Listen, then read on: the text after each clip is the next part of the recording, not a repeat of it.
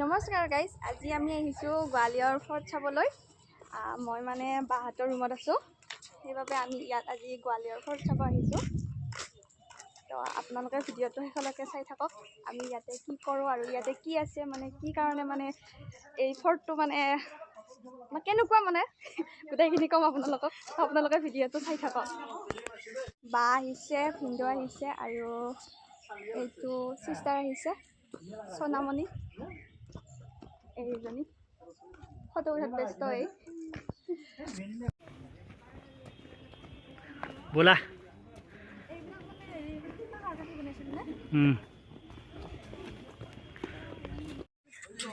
আমি এতিয়া ওপৰলৈ যাই আছো খোজকাঢ়ি। বহুত ওপৰত আছে, অলপ আহোঁতে মানে ভাগৰ লাগি গৈছে। আৰু এইটো গুণি গুণি গুণি আৰু এইফালে আমাৰ বাহঁত আহি আছে এইকেইটা। আৰু আহি ফাইনেলি আমি গোৱালিয়ৰ ফৰ্ট পাই গ'লোঁ। এতিয়া আমি গোৱালিয়ৰ ফৰ্টৰ ওপৰত আছোঁ আৰু ইয়াৰ পৰা একদম তলত গোৱালিয়ৰ চহৰখন দেখা পোৱা যায়। এয়া আৰু ইয়াৰে ৰজাজনৰ নাম আছিলে সুৰজ সিং।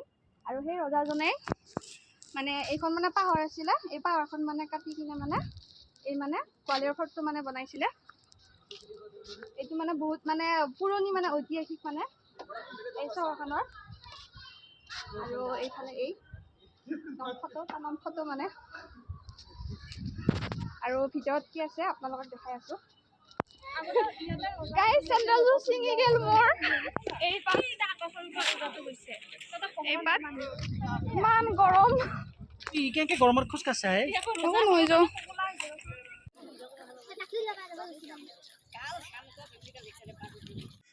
লবৰ মাৰি চিষ্টেম কৰি লৈছোঁ। মানে এইবিলাকত আহিলে মানে জোতা পিন্ধি আহিব লাগে, কিন্তু মই মানে চেণ্ডেল পিন্ধি আহিলোঁ, বহুত গৰম মানে।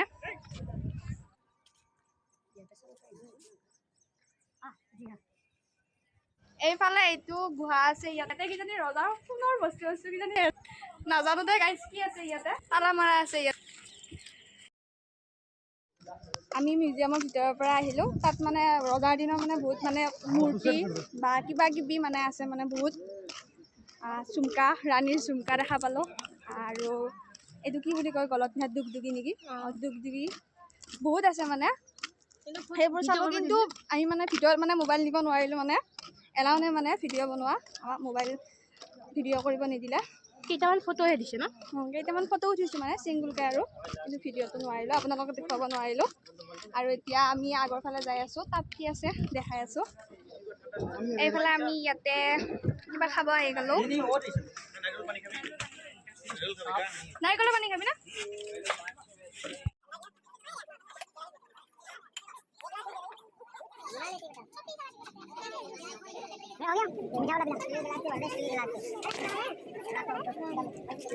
গাইজ আমি আহি পালোঁ এয়া তেলি মন্দিৰ। এই মন্দিৰটো মানে তেল বেপাৰীবিলাকে মানে লোভ লাগি মানে বনাইছিল, সেইকাৰণে এইটো মন্দিৰক মানে তেলি মন্দিৰ বুলি কোৱা হয়। আৰু এই মন্দিৰটো মহাদেৱৰ কাৰণে বনাইছিল।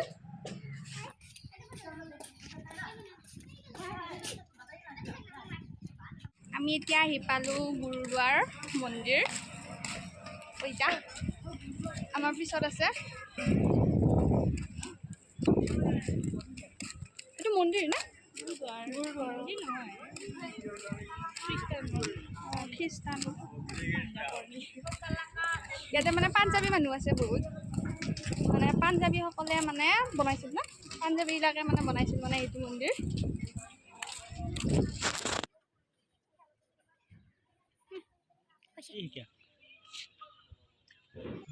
গাইজ আমি আহি পালোঁ এয়া চাচবহু মন্দিৰ।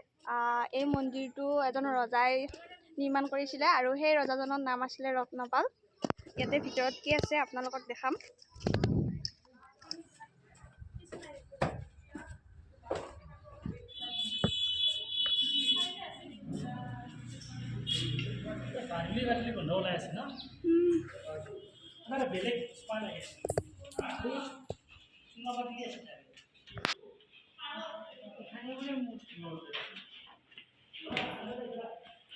এইটো হৈছে মন্দিৰৰ ভিতৰটো।